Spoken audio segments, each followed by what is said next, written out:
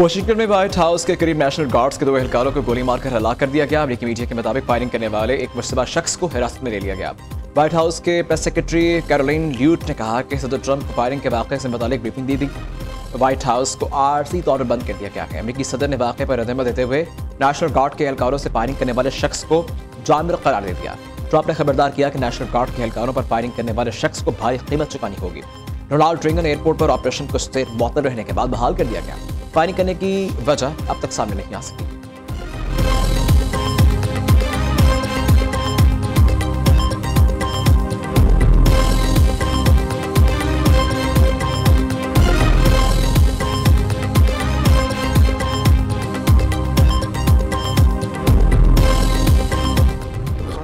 अकेला मुजरिम नहीं था, उसको लाने वाले भी उससे बड़े मुजरिम थे जो उसको लेके आए। उनसे भी पूरा उनका हिसाब लेना चाहिए। उनका बयानिया क्या था? चोर डाकू कहते थे, उस चोरी डाके में सबसे आगे। सारी दास्तानें सामने आ रही हैं आपके। क्रिकेट खेलने आए थे, वो ही खेलते रहे यहाँ पे 5 साल। अफसोस है इस बात का। कौम का दिवालिया निकाल दिया, हमारे खारजा अमूर का दिवालिया निकाल दिया। IMF को फिर हमारे सर पे लाके बैठा दिए। मैंने उनसे जान चुराई थी, एक दोबारा उसको वापस ले आए। डिफॉल्ट से मुल्क को निकाला है, डिफॉल्ट से बचाया, बैंकरप्सी से बचाया पाकिस्तान को। बानी पीटा को लाने वाले भी मुजरिम हैं। बानी को लाने वालों से हिसाब लेना चाहिए। नवाज शरीफ का मुतालबा दूसरों को चोर डाकू कहने वाले खुद चोर साबित हुए।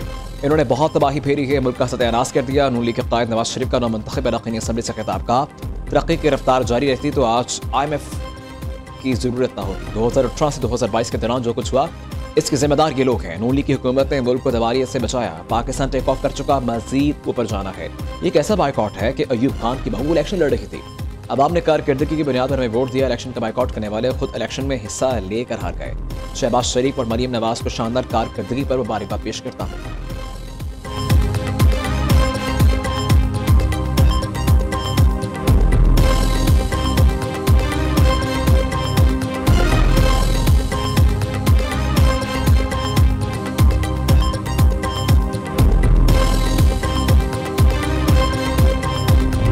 साफ हो रहे हैं, गलियां साफ हो रही हैं, सड़कें साफ हो रही हैं, तो लोग ये देख रहे हैं। इसीलिए माशाल्लाह मुस्लिम लीग नून को वोट मिला है। इस फाउंडेशन पे नवाज शरीफ साहब की 40 साल की सियासत खड़ी है।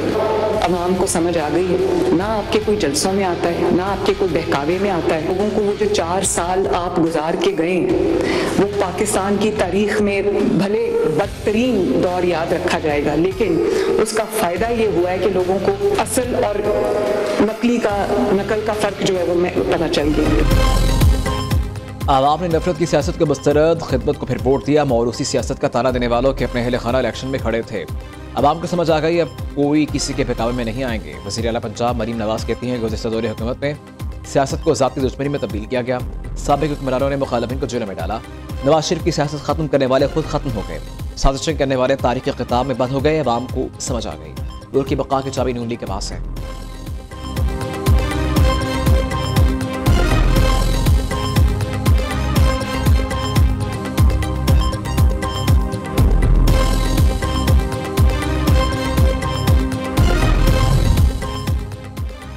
वज़ीर आज़म शहबाज शरीफ की बहरीन के बादशाह हमद बिन ईसा अल खलीफा से मुलाकात। दोनों रहनुमाओं का पायदार और दोस्ती और ताउन को मज़ीद मुसाहिम करने का आज़म। तकनीकी तरबियत, लॉजिस्टिक, अफराद क़ुव्वत और दिफाई पैदावार में ताउन मजबूत बनाने पर इत्तफ़ाक़। शाह बहरीन ने कहा हमें यह एहसास हासिल है कायद आज़म मोहम्मद अली जिन्ना ने बहरीन की कानूनी नुमाइंदगी की। शहबाज शरीफ को ऑर्डर ऑफ दी बहरीन से भी नवाजा गया। वज़ीर आज़म का कसरुल तसीबिया पहुँचने पर वली अहद शहजादा सलमान बिन हमद ने इस्तक़बाल किया। शहबाज शरीफ को गार्ड ऑनर पेश किया गया।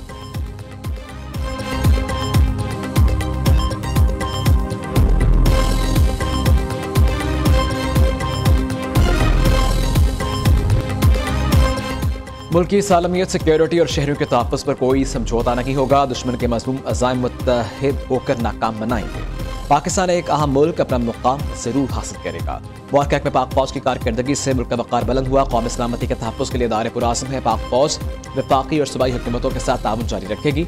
आम इस्तेकाम और मुल्क की खुशहाली के लिए मुश्तरका काविशें इंतहाई अहम हैं। इन मार्शल सैयद आसिम मरीर का GHQ में नेशनल सिक्योरिटी वर्कशॉप के शुरका से खिताब। वफ़द को पाकिस्तान की अंदरूनी और इलाक़ाई सिक्योरिटी सूरत हाल पर ब्रीफिंग दी गई।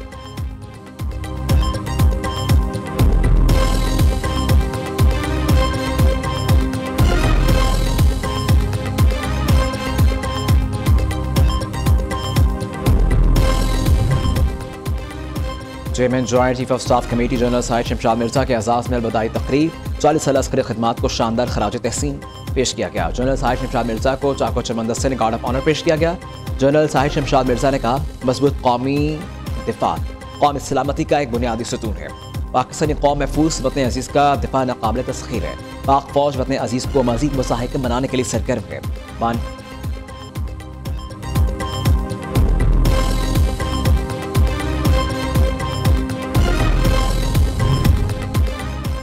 बानी पीटीआई को डबल बेड और मखमली बिस्तर मुयस्सर। बानी पीटीआई का खाना बाहर से आता है। बानी को जो खाना दिया जाता है 5 स्टार होटल में भी दस्तयाब नहीं। बानी पीटीआई टीवी पर मर्जी के चैनल भी देखते हैं। वर्जिश की मशीनें भी मौजूद हैं। वज़ीर दिफा ख्वाजा आसिफ का एक्सपर्ट बयान, कहा अल्लाह से डरना चाहिए, वक्त की मलकियत किसी के पास नहीं। हम तो ठंडे फर्श पर सोते थे, खाना जेल का मिलता था। जनवरी के महीने में हमारे पास गर्म पानी नहीं होता।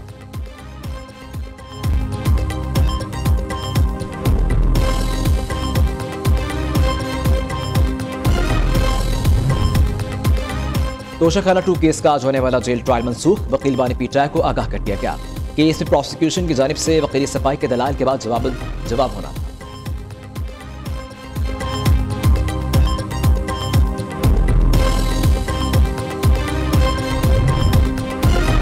26 नवंबर एहतजाज केस हलीमा खान आरसी अदालती तहवील में लेने के बाद जमानत पर रहा।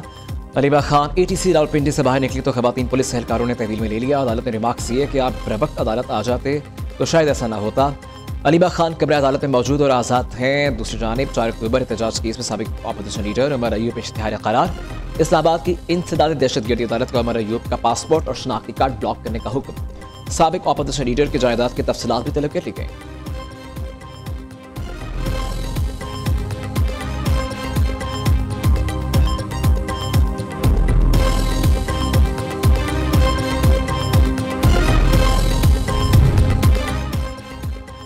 क्या हर काम तौहीन अदालत के बाद ही करना है? जिस डीसी को अदालत ने सजा दी उसे सदर मेडल पहनाता है। जब तौहीन अदालत का नोटिस करूंगा तो इसी वक्त हथकड़ी लगाकर जेल भेज दूंगा।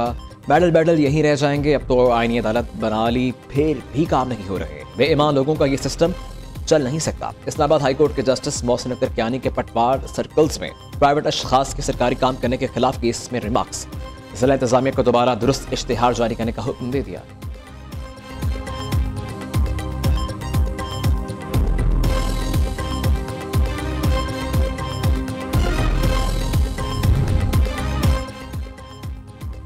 खैबर पख्तूनख्वा के मुख्तलिफ इलाकों में धुंध का राज। धुंध से ज्यादा निगाह इंतहाई कम। ट्रैफिक के रवानी मुतासिर। Motorway M1 Peshawar toll plaza से सवाबी तक धुंध के बाइस बंद। खुश्क सर्दी बढ़ने के बाइस स्मोक और धुंध की शिद्दत में इजाफे का खदशा। PTF ने अलर्ट जारी कर दिया।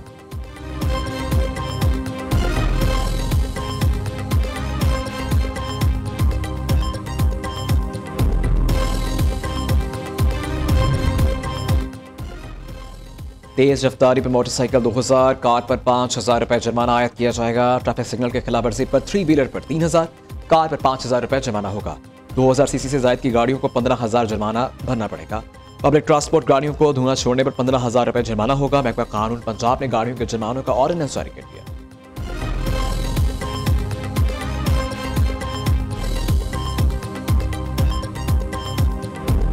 कोई भी फेडरेशन, कोई मुल्क, उसका कुछ भी निज़ाम हो, जो सोशल साइंटिस्ट हैं, जो आपकी पॉलिटिकल साइंस के लोग हैं, वो इस बात पे जोर देते हैं कि अगर कोई मुल्क बनेगा तो उसकी 7 जिम्मेदारियां हैं जो उसे अपने अवाम के लिए करना है।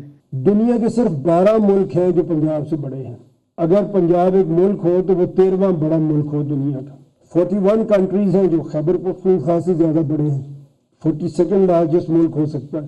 अब जब हम ये काम करते हैं, जब हम अपने एडमिनिस्ट्रेटिव यूनिट्स को उस तरह से नहीं बनाते जिस तरह उन्हें बनना चाहिए, तो फिर उसके कुछ नतीजे निकलते हैं। एक शहर में बैठकर पूरे सूबे को कंट्रोल करना मुमकिन नहीं। इतनी ज्यादा आबादी के साथ किसी सूबे में तरक्की नहीं हो सकती। बड़े सूबे में अमन व अमान को बरकरार रखना भी चैलेंज है। सियासी जमातों के मंशूर में नए सूबों का जिक्र शामिल, मगर इसमें अमल नहीं होता। चेयरमैन पंजाब ग्रुप में आमिर महमूद का एपसप के ज़ेर एहतमाम कराची की निजी यूनिवर्सिटी में आगाही सेमिनार से खिताब का। जब भी किसी की हुकूमत आती है तो सबसे पहले बल्दियाती निज़ाम खत्म किया जाता है। गुड गवर्नेंस, आवाम की बेहतरी और मुल्क की तरक्की के लिए हमें छोटे सूबों के मॉडल की तरफ जाना होगा।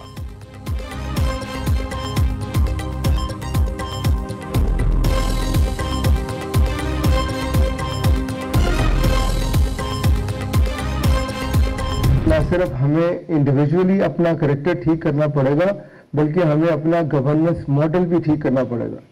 ये गवर्नेंस मॉडल हमें कुछ नहीं देने चला। हमें अपने छोटे सूबों को स्मॉल एडमिनिस्ट्रेटिव यूनिट्स में डिवाइड करना पड़ेगा। और ये मियाँ साहब कोई एथनिसिटी पे ये बात नहीं कर रहे, ये फैक्ट्स, फिगर और लॉजिक पे बात कर रहे हैं। अभी हम कराची फिर के यहाँ पर पहुंचे हैं, जो कराची की हालत है, रोना आता है। और अगर हम आज तय कर लें, मिलके बैठ जाए, ए पॉलिटिकल हो जाए, सारे लोग बैठे, और सारे लोग नहीं, ये यूनिवर्सिटीज की यूथ ही तय कर ले कि हमने कराची ये हालात ठीक करने हैं, तो बड़ी आसानी से ठीक हो सकते हैं।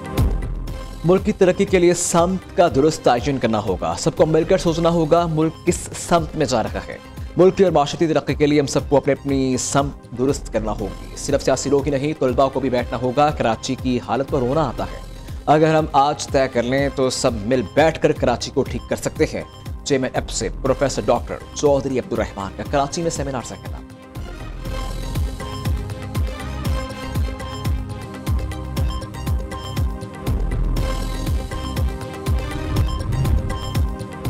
हांगकांग में कसीरुल मंजिला रिहायशी इमारत में खौफनाक आतिश ज़दगी। आग से झुलस कर 36 अफराद हलाक और 279 लापता। हलाक होने वाले अफराद में 4 फायर फाइटर्स भी शामिल। आग 5वें दर्जे की करार और कई घंटे बाद भी काबू ना पाया जा सका। पुलिस के मुताबिक मुतअद्दिद अफराद इमारत के अंदर फंसे हुए थे।